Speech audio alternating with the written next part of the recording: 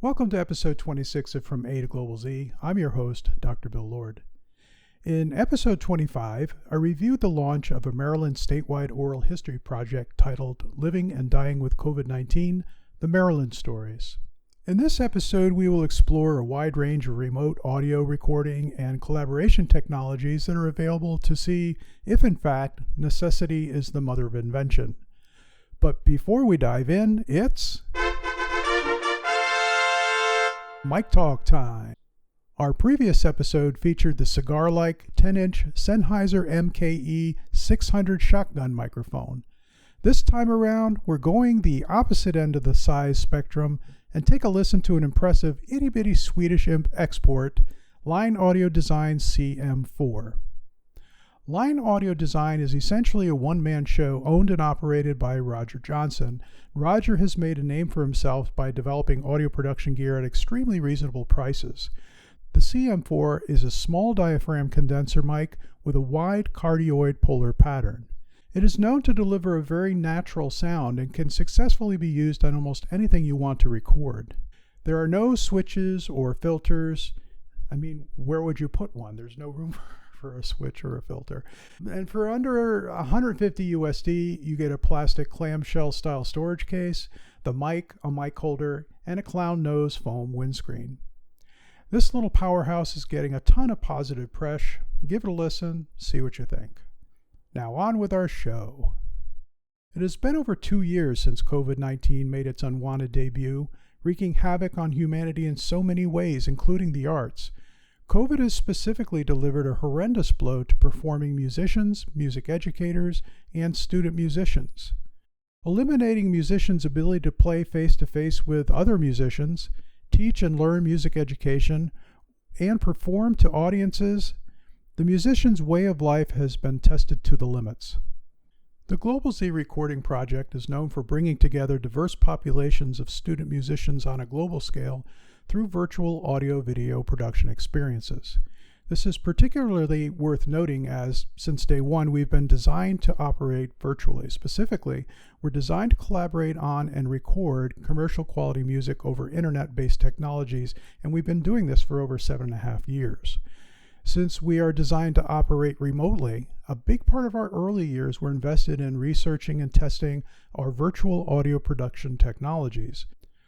Early on, we opted to go with Steinberg's VST Connect Pro, which works in tandem with their Cubase DAW.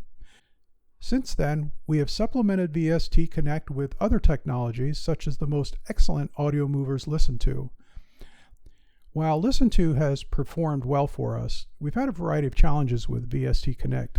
In addition, frankly, their customer support has been lacking.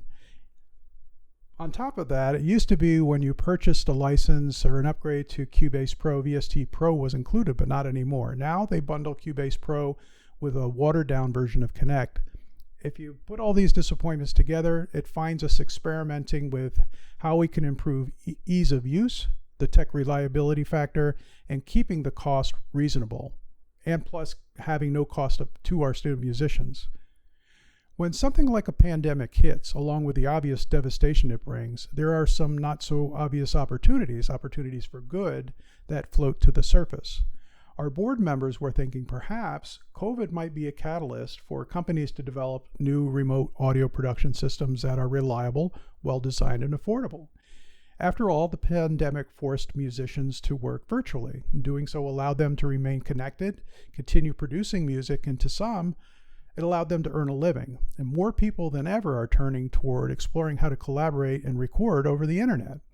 As they say, necessity is the mother of invention, and perhaps the pandemic would result in the creation of a new wave of exciting virtual audio production solutions. As part of our operation, our scientists are actively engaged in conducting R&D to see how we can improve our processes. What are we looking for in a system? What are the critical fundamental components of virtual audio production technologies? It comes down to several key pieces. First, you need a real-time talkback system through which musicians can communicate. Next, you need a system that allows the engineer to have remote control over the musician's DAW. And lastly, you need a file share system. At a minimum, this is what you need. We have a few additional requirements for our projects, but those are the minimum. What are the current popular remote recording systems? Cubase, Ableton, Reaper, and Avid Pro Tools are popular DAWs that have some degree of collaboration system in place for users that own the same DAW. These and other remote collaboration systems range in capabilities and run the gamut on cost. Remote-specific solutions include Steinberg's VST Connect, which pairs with Cubase. If it was reliable, it would be awesome. Source Elements has several products, including Source Connect Now, Session Wire, Connection Open, Clean Feed, Ohm Studio, Soundation, BandLab, and SoundSlate's Vapor. Now, the above systems are nothing new. They've been around for a while and were not created as a direct response to COVID's arrival. And let's be practical. Creating a new system from scratch would likely take a few years. However, I did find one technology that appears to have been created in response to the pandemic, and it's really interesting, and I'm talking about Mixed-In Keys satellite plugins. Satellite Plugins 2.0 by Mixed-In Key is a collaborative recording solution that works across Mac, Windows, and it works with the most popular DAWs on the market, including Ableton Live, Florida Studio, Cubase, Studio One, Reason, Reaper, Bitwig, GarageBand, Logic Pro, and Pro Tools. The audio engineer can work in his or her DAW, the musician can work in his or her DAW, and they can still collaborate through satellite plugins. Once a satellite plugin session is launched, all participants can see and have access to the instrument or MIDI tracks that are being uploaded to the project. Whatever you create or record in your DAW can be routed and captured in satellite sessions for all to see, and whatever musical stems end up in the satellite sessions can be dragged into your DAW locally without cause for synchronization issues, ready to use. While I've yet to try it, I'd really like to give it a go. Oh, and by the way, here's the kicker. Satellite Plugins is free. Yes, it's free. Most of the resources I've listed require you to lay out some cash, and for usually a modest price, or at least somewhat reasonable price, these software solutions bundle everything together in one handy package. Each system approaches remote recording from a slightly different angle and has its own feature set. Some are more focused on creating e-music and loops. Some are less synchronous or have fewer collaboration features than others. Some are capable of creating higher quality recordings than others. They all vary in their technological demands. For instance, some require more internet bandwidth to be successful. Back in May 2020, Sound on Sound magazine published a cool story titled Remote Music Production that lists a totally free remote recording solution. There's a catch though, as it requires gluing together several unique technologies to make the system work, and you have to have a bit of technical know-how to make that happen, but their solution is quite doable, and certainly the price is right.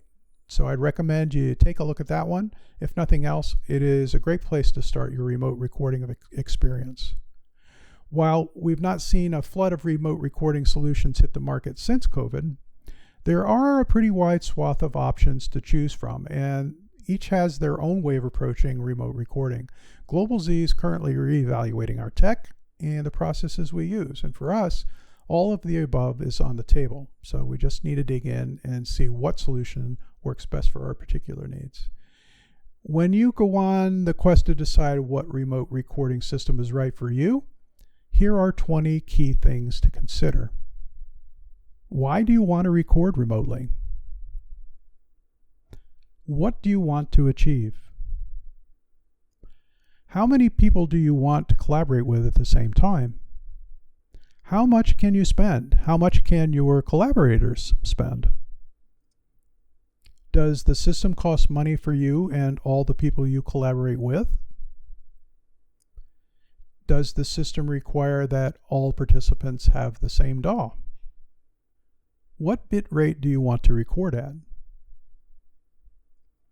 What bandwidth does the system require? Do you and your collaborators have reliable broadband connections? What is the up-down speed of your internet connection? What are the system's computer compatibility requirements? Do you and your collaborators have the equipment needed to do the job? Do you have a room conducive to recording? Do you want a live video feed between participants? How many tracks do you want to simultaneously record? Do remote recordings need to auto-sync with your DAW? How will you share the files? Do your collaborators live in different time zones? Where will the recorded files be located during and after the project? And how will you set up a talkback system? And actually, I need to add one more must-have. You will need an Ethernet cable. If you try to record remotely over Wi-Fi, your broadband connection will be slower, and you may experience brief disconnects from the internet.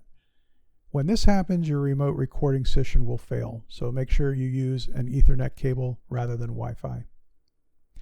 So do you really need all this fancy tech to collaborate and record remotely with others? Well, that depends. If you want to do it synchronously, pretty much, yeah, you're going to need something a little bit fancy, but you don't have to. There's an excellent alternative rock band that has been around for 30 years called Toad the Wet Sprocket. You might have heard them. They've had a number of hits. Well, story goes, they were just starting to record a new album when COVID hit.